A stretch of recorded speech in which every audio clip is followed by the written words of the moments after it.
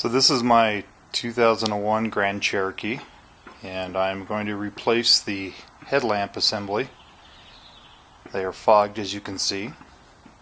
So I'm going to show you the steps to get at these. Now the kits I bought have wires attached, and I want to keep those new wires. So I'm going to show you how to take off the front bumper facade so you can get at the wires, because the plug is buried in the bumper assembly. As you can see, the new lights are beautiful and clean, and on the back end you'll notice that the wiring is completely attached. Now, one way to reinstall new lamps is just to buy the housing with no wires and then plug that back into the front of the Jeep. I want to keep these new wires. I'm going to show you how to get at that plug because it is buried. Along with all the pop rivets on the front of the top of the grille in the 2001 Grand Cherokee, there are 4 attachment screws. 1, 2, 3, and 4. As well, in the front of the grille, there are 3 more attachment screws. 1, a little off center, 2, and the far left 3. All those need to be removed. Mine, it was a 7mm socket. Once those are removed, this faceplate is now loose, but it is attached to the top of the bumper facade, so be careful, don't break that. The tools you'll need are quite simply a couple of long screwdrivers to pry the light fixtures out of the housing. There are 3 clips that are going to hold the light in place, and very handy to pull all of the rivets that hold the plastic bumper facade off is the rivet pop tool. I'll show you how that works. Along with the screwdrivers for prying the bars out, I also recommend a good socket set for loosening the bolts and screws that hold the grille and bumper in place that you have to remove. And last part of the tool set required was a good torque bit socket set to both adjust the headlamps and to remove a few bolts. Okay, the first step is to go ahead and pull out these little pop rivets that exist. There are 3 in the front of the fender, top, middle, and bottom. There's also a screw, retention screw, right up inside here on both sides, left and right, that needs to be removed. On my unit, the pop rivet tool worked for this, and I needed a socket wrench to get up in there. As well, under the front of the bumper facade, there are going to be 3 pop rivets that need to be removed. This is what we pulled out, and that's here, one in the middle, and on the right hand side you can see the hole right there. Again, the pop rivet tool, very handy to pull those out. Once you have all of the pop rivets removed from the front of the facade and the screws in the grille, you're ready to start taking off the lights. The first thing you want to assemble, or disassemble I should say, is the large retention screw or bolt that goes into the back plate right here. Take that out.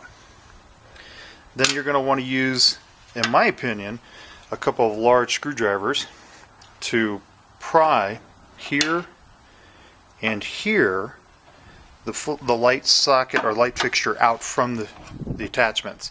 I've seen guys grab it with 2 hands. I've seen guys pinch their fingers when they do that.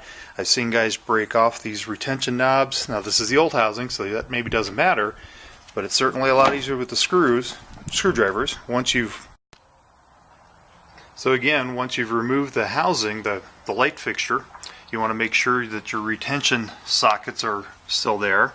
Again, there's 3. 1, there's a second down here, and a third up on top. Sometimes these will pull out with those knobs on the back of the light fixture. If they do, hopefully you can detach them, reinsert them so they won't break off, because that's what's going to hold the light solid in place. So again, you want to make sure all 3 of those are there. So now we have all the pop rivets removed, all the screws removed. The front bumper facade and grille cover should just slide right off. The last little parts are these little push-in clips. Real simple. That pushes down and should release this, and that should slide off. You can see there's a lot of play in there already. So that should come right off now, and again, it might be handy to have an extra person to help you so you don't drop this on the ground and scratch it, of course, unless you're going to replace it. Now we have the facade loosened and resting on the floor. If you don't detach your fog lights, or if you don't have fog lights, you don't have to worry about this, but in mine we have fog lights, so I've got it rested to make sure those cables are not pulled out and stretched. You don't have to necessarily detach those. And the plug we're looking for now is right here.